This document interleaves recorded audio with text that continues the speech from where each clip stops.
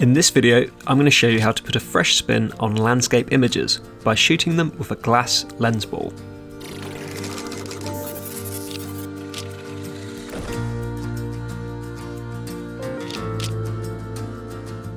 In your Canon camera's aperture priority or AV mode, dial in an aperture of f5.6 to blur the background, or f22 to keep it sharp like we did. Then tweak the ISO until you get a shutter speed of 1/60th of a second or faster to avoid camera shake. Make sure you give your lens ball a quick clean with a microfiber cloth just before you place it down every time you use it. This will stop fingerprints appearing on the ball.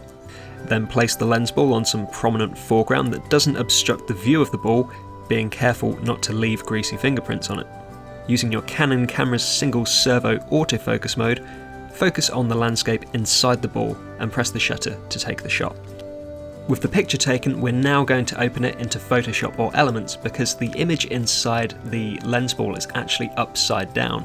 So we're going to give that a flip to make the picture look even more striking. So the first thing we're going to do is grab the elliptical marquee tool from the toolbox.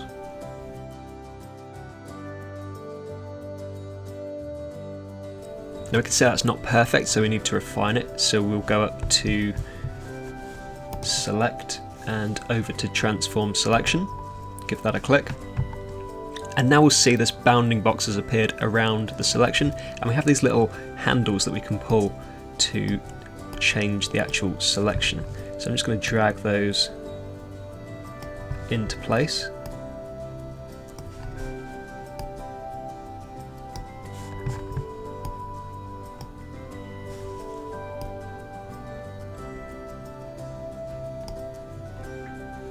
And there we go, we have a perfect selection of the lens ball. So I'll hit enter or return on the keyboard to make that adjustment. Now we're going to go up to Select and Mask, which is in the tool options, or you can go to Select and then down to Select and Mask as well.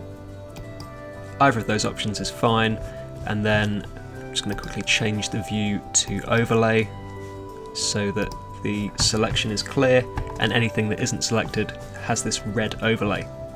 Now I'm going to zoom in on the selection by hitting Command or Control and plus a few times, so that we can see the edge of the selection clearly, and then I'm going to use the feather slider to soften the selection. So I think about 6 pixels works pretty well. Obviously if you go too far then that's going to give you a really feathered edge, but we don't want that, so I think about 6 pixels looks pretty good. And then we'll just hit OK to apply that.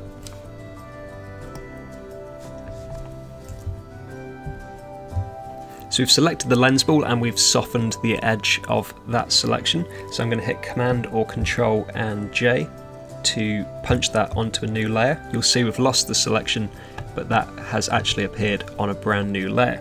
So we're going to hit Command or Control and T to put it into free transform mode. And then if you hover your cursor around an outside corner, you'll get these double-ended arrows, and you can just drag those around to rotate it and place it down where you like. That looks pretty good. So I think there looks about right, and we'll just hit return or enter to set it down, and there we go, we've flipped our lens ball image by 180 degrees and it looks much more striking. So that's all there is to capturing amazing lens ball images. So give it a go yourself, and I'll see you next time.